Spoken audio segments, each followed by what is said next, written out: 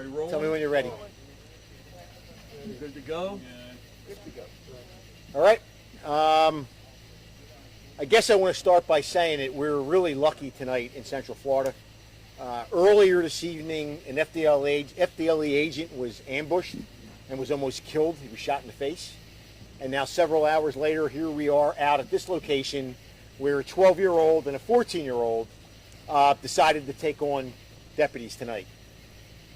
This all begins at around 5 o'clock tonight when one of our juvenile homes, which is a complete failure and disgrace to the juvenile justice system in the state of Florida, a place called FUMPSH, a 12-year-old who is a severe diabetic who has to have insulin every 4 hours, runs away. And he runs away with a 14-year-old. That 14-year-old that he runs away with, you may remember, over the last year or so, stole a bunch of puppies, gets put into a halfway house in Flagler County, burns the home down. So what do? They send her to Volusia County because the juvenile justice system works so well here in the state of Florida. So now they're reported missing. So the deputies in the Deltona area go out looking for this 12-year-old and this 14-year-old because the 12-year-old is insulin dependent, and the 12-year-old, if he doesn't get his medication within 4 hours, it's going to be a critical medical emergency. So every time the deputies encounter these two little desperados, they run from us. So at around 7:30, 8 o'clock tonight, deputies are out on the bike trail behind this home when a passerby flags them down and says, I happen to hear a bunch of breaking glass at a home. So the deputies walk up to the home. They discover that there's forced entry to the home. And the amazing thing is they don't do what I would have done. I would have walked in because I have an eyewitness telling me two juveniles just forced their way into the home. They take a step back and contact the homeowner and say, should anybody have access to your home? As resources are pouring in to surround the property, the homeowner says, nobody should be home, but I have 3 firearms in the house, an AK-47, a pump shotgun, and a handgun, and 200 rounds of ammunition. So as deputies are surrounding the home and try to establish a rapport, they are met with gunfire. And they're not met with gunfire once. They're not met with gunfire twice. They're met with gunfire multiple times. At 8:28, one of my sergeants, who was the first to arrive, Sergeant Donnie Maxwell, takes fire multiple times, never returns fire. At 8:31, one of our units reports they're being fired at by the 12 and the 14-year-old. At 8:33, another call comes out from another group of deputies surrounding the home saying that shots were fired. At 8:40, the 14-year-old emerges from the property and threatens to kill Sergeant Maxwell. At 8:54, the juvenile male armed with an AK-47 opens fire on deputies. Eventually, after all this goes on and we try to de-escalate, we throw a cell phone into the house to try to talk to them, the 14-year-old comes out of the garage with a pump shotgun, levels it at deputies, and despite warnings to drop it, she walks back into the garage. She comes back a second time, and that's when deputies open fire after taking multiple rounds. After they wound her, they automatically transition to try to save her life. Apply tourniquets, get first aid in here. They confront the 12-year-old who is still armed with the AK-47 in the garage. After about 30 seconds, he decides to drop the firearm. I don't know what to say. Where have we gone wrong that 12-year-old and 14-year-old think it's okay to take on law enforcement? What the hell is the Department of Juvenile Justice doing sending these kids to places that can't handle them? We talk about juvenile justice reform. Deputies did everything they could tonight to de-escalate, and they almost lost their lives to a 12-year-old and a 14-year-old. If it wasn't for their training and their supervision, like I said earlier, I would have walked right into that house. Hey, 2 teenagers, 2 kids broke into a home. I'm going to go in and arrest them. Somebody would have ended up dead. So I don't know what more to say. You know, we'll release the body camera footage tomorrow. The information that I gave you tonight is preliminary. It's based on radio transmissions. It's based on computer dispatch calls. And it's based on the original supervisors that showed up at the scene. I don't know where we get the men and women to respond to these incidents, to do what they do, and do it with bravery, do it with courage, and do it with trying to protect the sanctity of the human life. But they took rounds, multiple rounds, before they were left with no other choice but to return fire. And again, a 12-year-old and a 14-year-old. So for all the faith groups out there who want to tell me about civil citations and we don't have violent juveniles, keep something in mind.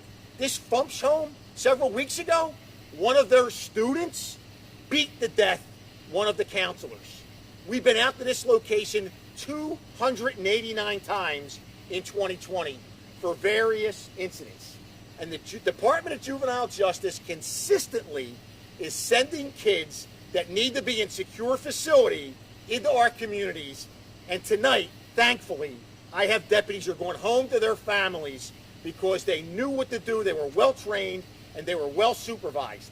Can you imagine the firepower in that home in the hands of 12 and 14-year-olds that want to threaten, if they open fire on us and then come out and defy us to shoot them because they're going to kill deputies?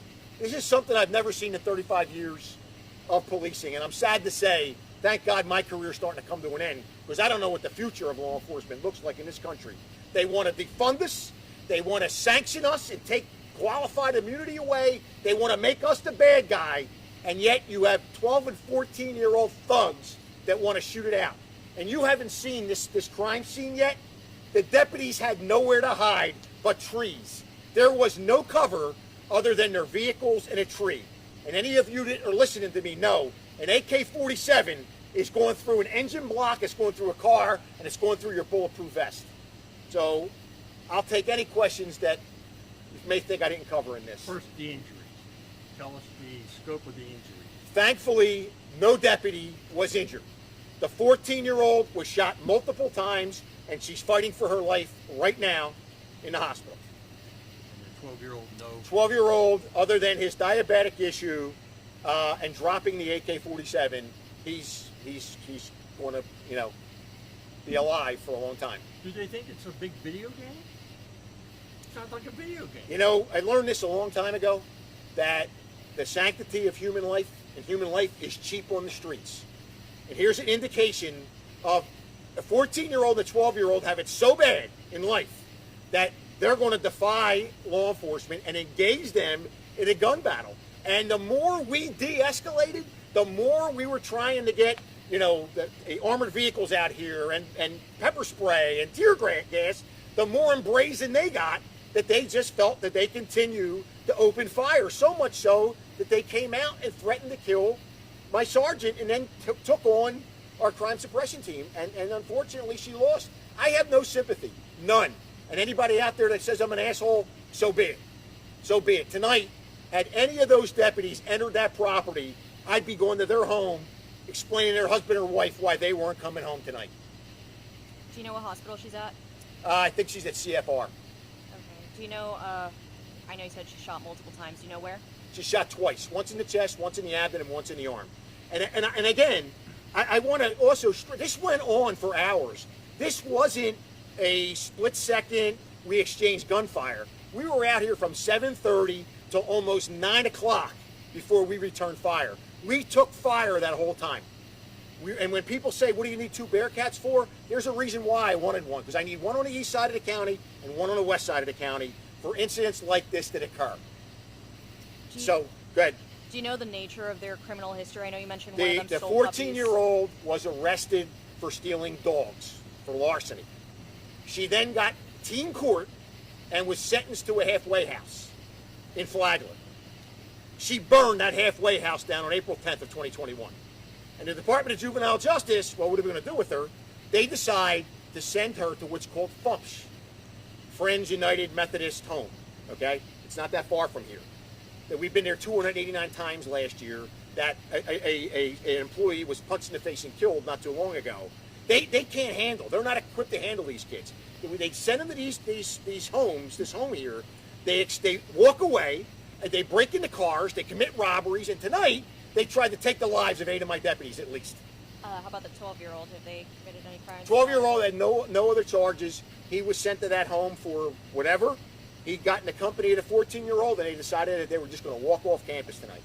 You really need to be exposing the Department of Juvenile Justice. It's a failure, it's a fraud, it's a fake. And when you hear about this restorative justice for juveniles, it's bullshit. It's bullshit. Because when you mollycoddle some kids like this, and they get their hands on more ammunition than some of my deputies had showing up here, it tells you how screwed up the system is. Do these kids know who these people are, or this Have just a no random idea. house? They were out on the bike path and decided this was the home they were going to break into. The homeowner had just left 15 minutes prior, and they got in there. That house, this poor guy, when he comes home with his family, they trashed his house. Deputies were watching as the 14-year-old with a baseball bat was shattering furniture, shattering toilets, shattering the tub, and we were standing by surrounding them, which we didn't want to go in, because if we would have went in and confronted them, everybody would be screaming, de-escalate, the cops are bad guys. When it comes to constraint and restraining, it does appear from the evidence you laid out that your deputies could have fired their weapons a lot sooner. Can you talk about that? My deputies showed more restraint than I'm showing right now. More, because I am furious that we could be burying somebody tonight. They took multiple rounds. FDLE is in there now. They're going to conduct the investigation. We can tell you how many, don't tell you exactly, but I was in there. And I know for a fact, one banana clip was emptied from that AK-47. I know from the radio transmissions that a 12-year-old opened fire on us. I know that the 14-year-old opened fire on us with a shotgun and then walked out and threatened one of my sergeants and told him that she was going to kill him. And we didn't return fire. But after she came out of the garage, hey, there was nothing left that we could do. We had to do what we had to do. To have almost 300 calls to there by June, that means almost twice a day. What do you think your conversation will be like next when you have a conversation with the leadership of that facility? We've had conversations with them. We've had conversations with DJJ. We've had conversations with every juvenile justice thing you can imagine, because it's out of control. And you know what they all say? There's nothing we can do. It's the way the state is set up. Well, the way the state is set up, what happened in Miami? What do you got? A bunch of juvenile shooters shoot 20 people, it looks like, and kill 2. All right, you got this going on tonight. Somewhere along the line, the brainiacs in Tallahassee, they want to do this restorative justice stuff. They need to take a deep look and say, something's not right here, because where the rubber meets the road, these kids are killers. They're capable of killing. This juvenile citation bullshit that you hear from these faith groups, they need to worry about what's going on at their pulpit and their church, not worry about what's going on the goddamn streets. When you have 14-year-olds and 12-year-olds arming themselves, and where do you learn to use this weaponry? At 12, I didn't know how to fire an AK-47 or unload it and reload it or use a pump shotgun, but they know how to do it now. Sheriff Chitwood, in those hours that I guess you guys were trying to negotiate with them, did they say anything back? Did they pick up the phone and call? Was there any kind of contact or conversation with them? Their conversation was they were going to kill my sergeant.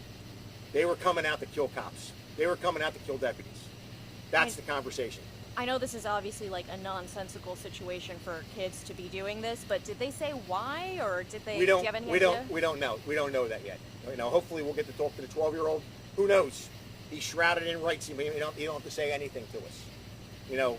The bottom line is, I could not be prouder of the way my deputies acted. They went above and beyond for what they did, and also, I know tonight I'll drop down on my hands and knees and pray that I'm not going to somebody's home, one of my deputies' homes, and telling them that they were killed in the line of duty and killed by a 12-year-old and a 14-year-old. This is unbelievable. When we released the audio of this wasn't a shootout in one area of the house. They were traversing the length of that house and opening fire on deputies from different angles. This wasn't like they were stuck in one area.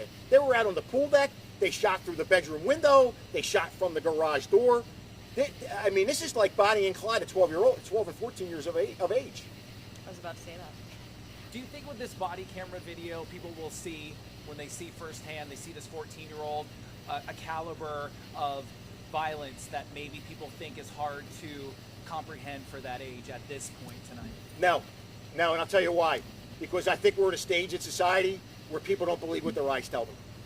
People don't believe what their eyes tell them. You'll have people out there that'll think little Johnny, if he got his head patted on a little more, this wouldn't happen. Or if Janie, somebody hugged her and kissed her, this wouldn't have happened. They don't want to understand there's evil in the world. And I can't explain why a 12 or 14-year-old are evil. All I know is I know every single man and woman that was out here tonight, and I know of their families, and I know what kind of individuals they are, and they risked their lives to try to do everything they could to have them peaceably surrender, including stepping out in the gunfire to throw in cell phones and negotiate with them. They put their own lives on the line not to have it end up the way it did. And I can't imagine what's going through their faces or their hearts tonight if they had to shoot a 14-year-old. I could look at the supervisors' faces, and I know how uncomfortable it is, but I try to reinforce the fact that you have a duty and obligation to go home to your family. You didn't create this mess. We have to work in it. Mike, where do we go over here with charges? You know, he's 12, so whatever you charge him with, he ain't gonna stick for a long time. She's 14. She's fighting for her life. You know, we'll see what happens there. Nobody wants to see a 14-year-old die, and I'm certainly not espousing that. You know, I hope that she pulls through, and we'll worry about that at another point in time. My number one concern is for my deputies, their physical and their mental well-being.